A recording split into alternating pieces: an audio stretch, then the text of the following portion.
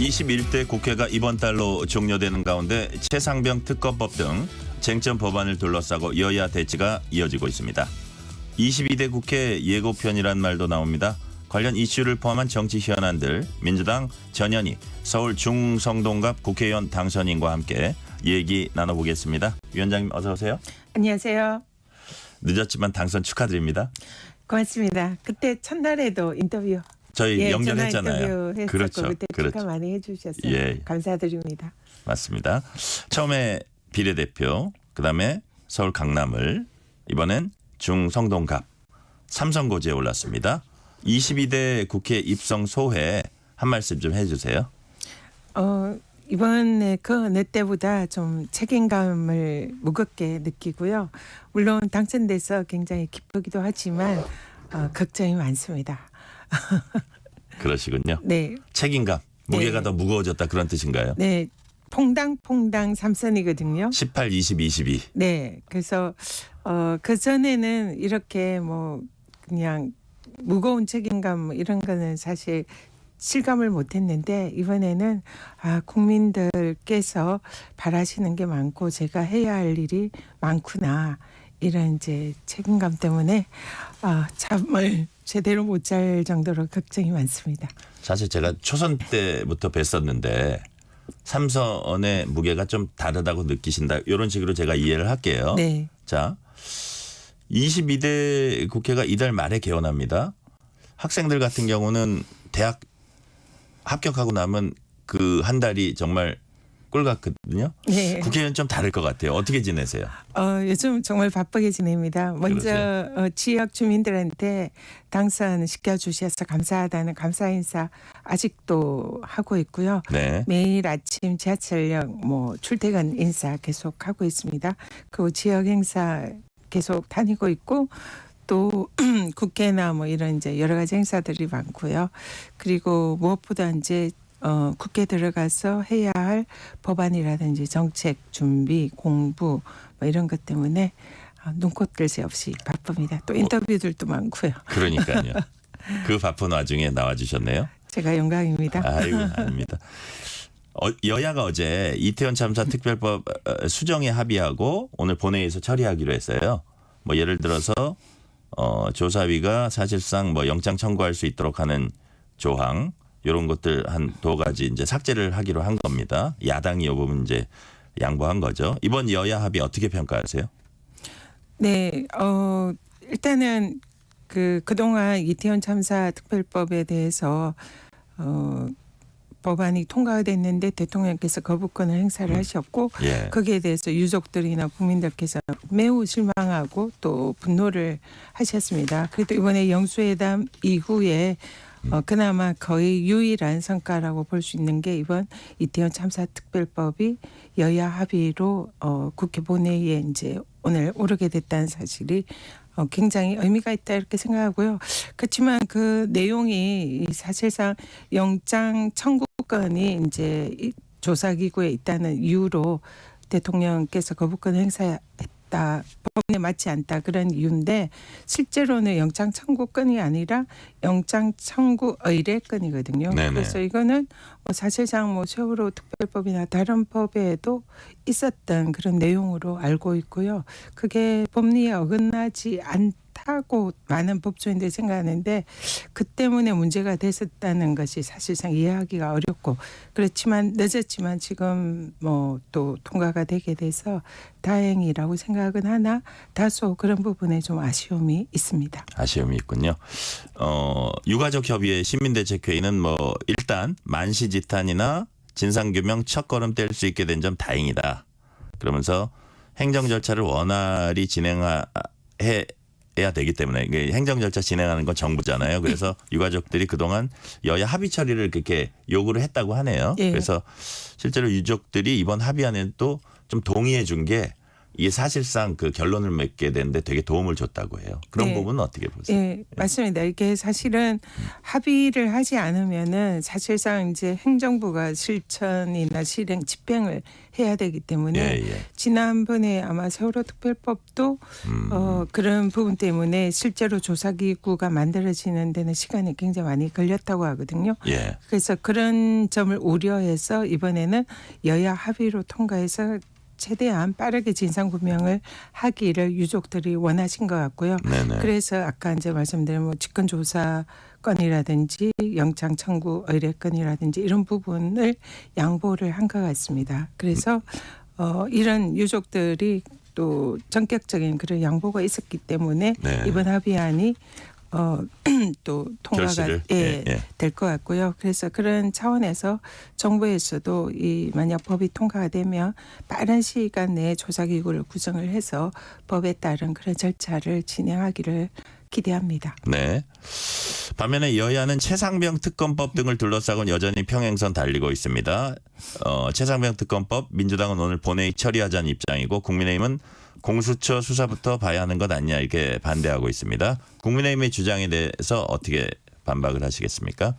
일단 이 법은 사실상 대통령이나 대통령실이 이 최상병 수사나 그런 부분에 있어서 개입을 한 게 아닌가 이 의혹이 사실은 법의 핵심이라고 볼 수 있습니다. 그래서 대통령과 대통령실을 겨냥하는 그런 거기 때문에 공수처의 수사에 한계가 있을 수도 있다. 그리고 새로 공수처장이 임명되면은 어떤 이 대통령의 영향권에 있을 수도 있는 우려가 있다.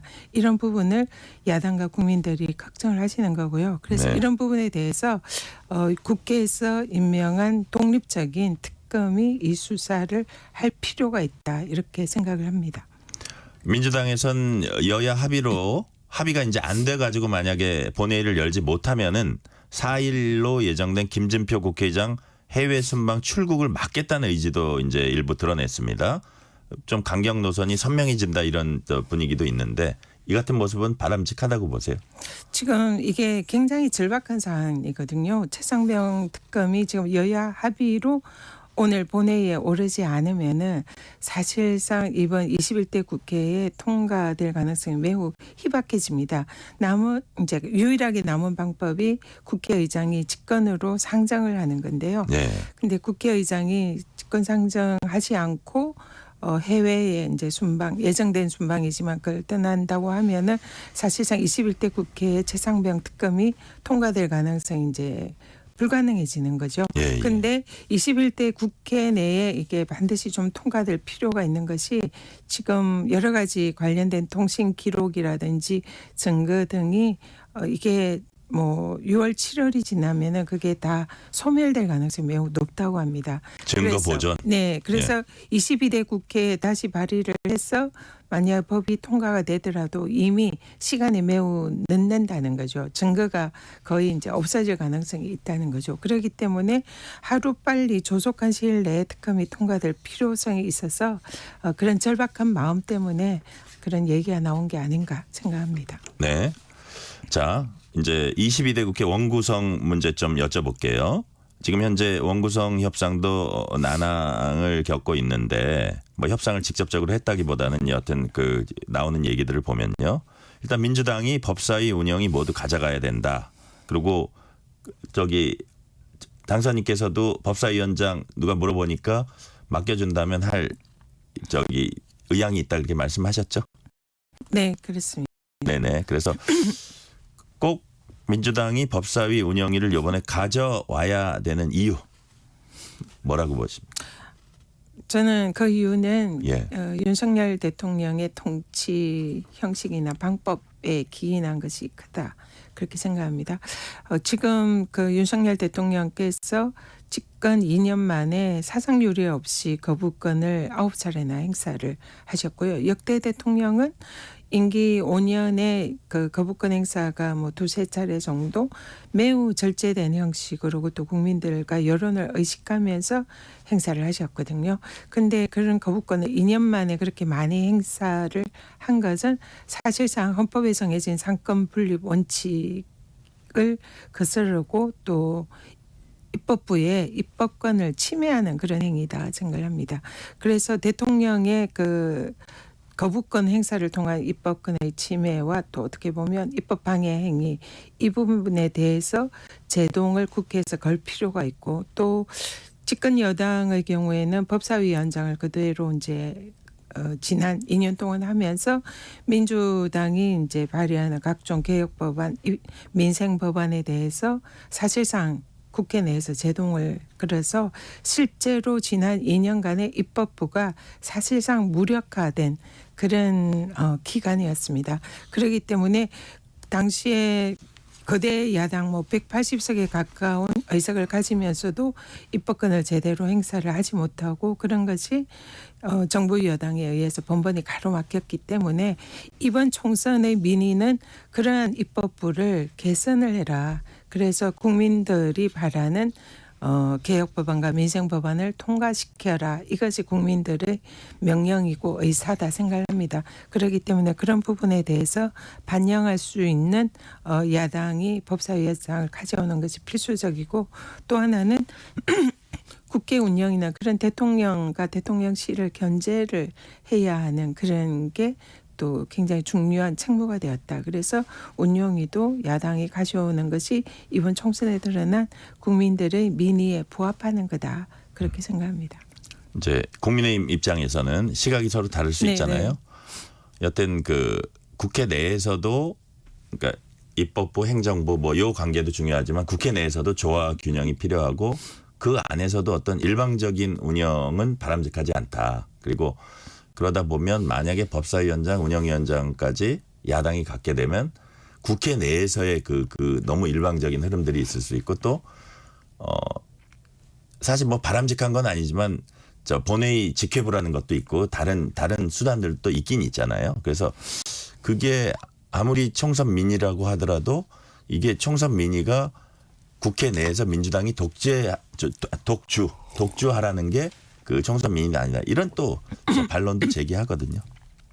그 말씀이 설득력을 가지려면 법사위에서도 사실상 좀 야당을 존중하면서 야당이 그렇게 발의하고 또 통과시키려는 그런 법에 대해서 일종의 성의랄까? 그런 협의가 필요한데 그런 부분이 지난 2년간 거의 없었다고 보이고요. 무엇보다 대통령의 그 사상 유례 없는 사상 초유의 이 거부권 남용 이런 부분에 대해서 뭔가 견제하는 그런 장치가 있어야 되고 국민의힘에서도 거기에 대한 어떤 견제라든지 그렇게 대한 자제하라는 목소리가 있어야 되었다 생각합니다. 그것이 전제가 되고 또 법사위를 통해서 서로가 협의를 하고 통상적인 이런 국회가 운영이 됐다면 이렇게까지 많은 원성을 듣지 않았고 총선에서도 국민들의 그런 분노에 직면하지 않았을 거다 생각하고요.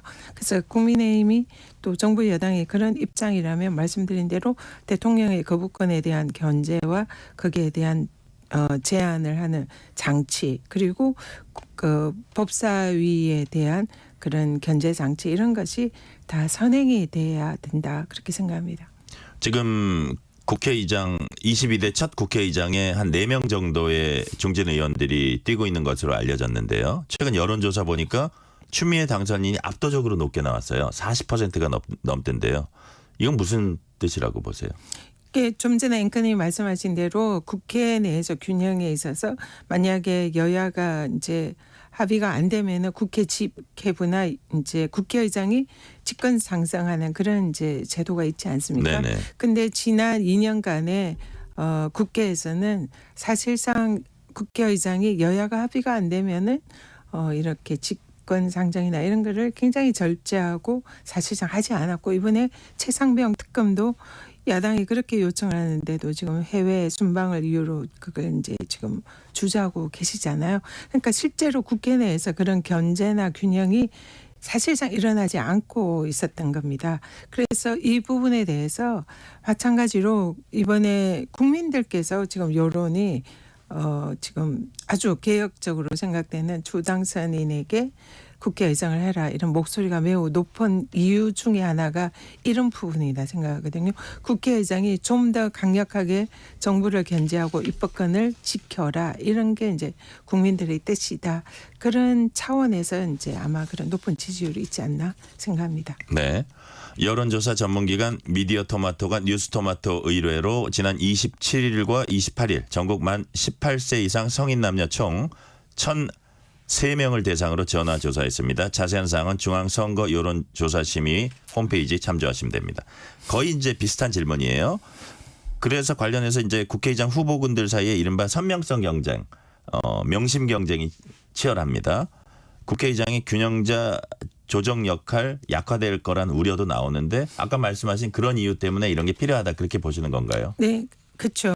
사실상 국회의장이 여야를 균형 있게 이렇게 이제 조율을 하는 게 일종의 네. 기계적 중립이라고 볼 수 있는데요. 그러다 보니까 국회에서 사실상 3분의 2 가까운 의석을 가진 야당 그 얘기는 바꿔 말하면 국민들의 3분의 2 가량을 예. 대변하는 그런 대리인이라고 볼 수 있거든요. 근데 그 3분의 2 가량의 야당의 입장이 사실상 반영이 안 되는 그런 이제 역효과가 있었던 거죠. 그래서 단순히 여야의 균형이 아니라 국민들의 민의를 좀 더 생각하는 그런 의장이 필요한 시점이다. 이렇게 보고 있습니다. 네. 이재명 대표 연임설에 무게 실리고 있고 이른바 찐명이라고도 합니다. 박찬대 의원 원내대표가 확실시되고 있고요. 여기 이제 국회의장들의 명심 경쟁까지 이렇게 강력한 이재명 체제 구축이 리더십 효율성 측면 이제 강점 있겠지만 다양한 목소리 혹시 실종되는 거 아니냐 이런 우려도 일부 나옵니다. 어떻게 네. 보세요? 친명 중심으로 이렇게 재편이 되고 한 목소리로 가는 것은 지금 이 시점에는 매우 자연스럽고 당연한 일이라고 필요하다. 생각합니다. 예, 당연하다. 필요한 것보다 당연한 일이죠. 왜냐하면은 이재명 대표 체제하에 이재명 대표가 총괄선대위원장을 하셨고 공천을 하셨고 선거를 이끌었고 그 결과 총선에서 압승을 했습니다. 그러니까 여기는 사실은 거기에 대한 국민들의 평가가 이미 내린 거고요. 그리고 또 그러한 체제에서 이번에 이제 22대 당선인들이 출범한 상황에서 네. 지금 어떻게 보면 더없이 좋은 결과를 냈는데 여기에 다른 목소리를 내거나 뭐 비판의 목소리가 현 시점에서 내부에서 나오는 것은 그는 자연스럽지 않은 일이고요. 그래서 지금은 당연히 지금 이재명 대표를 중심으로 일사불란하게 한 목소리를 내서 지금 정부 여당에 대한 국민들의 심판 열기를 대변하는 것이 지금 민주당의 당연한 책무다 그렇게 생각합니다. 만약에 국힘의 경우에도 뭐 윤석열 대통령이나 뭐 한동훈 그 선대위원장 체제로 해서 압승을 했다면은 일사불란하게 친윤 체제로 그 갔겠죠. 분위기로? 예, 예. 네, 그렇지만 지금은 패배를 했기 때문에 내부에서 다른 목소리나 이런 이제 변화의 목소리가 나오는 거고요. 네. 최근 당내 친명 조직 더민주 혁신회의가 총선 평가 간담회를 열었습니다. 한 50명 출마해가지고 31명 당선됐다고 하는데요. 임원 출신 당선자들 소개하면서 축하하고 또 뭐 낙선자들 위로하고 이런 분위기 속에 이대생 성상납 발언 등으로 논란을 일으켰던 김준혁 당선인에게 역사 특강 한번 들어보자. 이런 제안도 나왔다고 합니다. 이런 부분은 어떻게 보세요? 일단 김준혁 당선인께서 그동안 좀 부적절한 발언을 하신 부분도 있지만 또 역사학자로서 굉장히 그 역사 왜곡에 대한 이런 부분에 대해서 지적이라든지 그런 또 뭐 상당히 네. 그런 역사에 관한 좋은 말씀도 또 많이 하신 것도 사실입니다. 이제 명암이 있는 거죠. 그리고 이 김준혁 당선인께서 그 당선 직후에 우리 당선인들 그리고 또 수원의 유권자들에게 자신의 과거에 잘못된 그런 발언에 대해서 사과하고 앞으로는 발언을 조심하시겠다 이런 취지의 이제 문자도 보내고 여러 곳에서 그런 의사를 피력을 하셨습니다. 그래서 그런 부분에 대해서 누구나 잘못은 있을 수 있겠지만 거기에 대해서 반성하고 앞으로는 조심하겠다 이러는 상황에서는 앞으로 한 번 더 지켜볼 수 있는 부분이 있다 그렇게 생각합니다. 첫 영수회담이 최근에 열렸습니다. 어떻게 평가하세요? 어떻게 평가하세요? 사실은 그 기대를 별로 하지 않았습니다. 대통령께서 예. 총선 직후에 이미 그 변하지 않겠다는 이런 모습을 상당히 보여주셨기 때문에 그래서 영수회담을 제의를 한 게 지지율이 이제 뭐 갤럽 조사에서 23% 가까이 폭락을 하고 난 직후에 영수회담을 제의를 하셨기 때문에 위기를 타개하기 위한 국려지책으로 제의를 하는 것이 아닌가 이런 이제 많은 지적들이 있었고요. 실제로 뚜껑을 열고 보니 실제로 뭐 국민들이 바라는 정책 기조의 변환이라든지 국민들에 대한 뭐 사죄라든지 이런 부분에 대해서는 여전히 변한 게 없이 그대로 불통의 이미지를 보여주셨다 이렇게 생각하고요. 그래서 사실은 이번 총선에 드러난 민의를 받아들이고 야당 대표와 소통하고 앞으로 이제 정책 기조가 바뀌기를 기대를 했지만 그런 기대에는 전혀 부합하지 않은 그런 회담이었다 이렇게 생각하고요. 그래서 야당으로서도 앞으로 이런 회담을 또 해야 되나 만약에 이제 제의가 있다면 그런 회의감 마저 드는 그런 회담이 아니었나 그런 생각을 합니다. 뭐 다만 그래도 그 회담 직후에 이태원 참사 특별법에 대해서 여야 합의로 통과가 되고 뭐 이런 부분에 있어서는 뭐 자그마한 성과가 있었다. 그런 부분에 대해서는 평가합니다. 시간이 얼마 안 남았는데 짧게 좀 부탁드릴게요. 전일 당선인은 치과의사로 의료인 출신이고 또 변호사입니다. 최근에 의협 정기 대의원총회에 참석해서 의정 갈등 의료 공백 관련해 정부 사과하고 책임 있는 조치 취해야 한다. 구체적으로 책임 있는 조치 무엇입니까? 정부가 어떤 정책을 할 때는 그 이해관계에 대한 의견 창취라든지 그 정책 방향에 대한 그런 이제 방향성이 옳은지 이런 부분에 대해서 사전에 협의를 하고 조율을 하는 게 필요한데요. 이번 의대 정원의 경우에는 그런 절차가 없이 그냥 어느 날 갑자기 2,000명 증원 이렇게 밀어붙였거든요. 그 부분에 대해서 이제 의료계가 굉장히 분노를 한 것 같고요. 그래서 양측이 지금은 거의 멈추지 않는 그런 달리는 열차가 서로 부딪히기 일보 직전인 것 같습니다. 이렇게 되면 피해는 국민들이 고스란히 입는 거고요.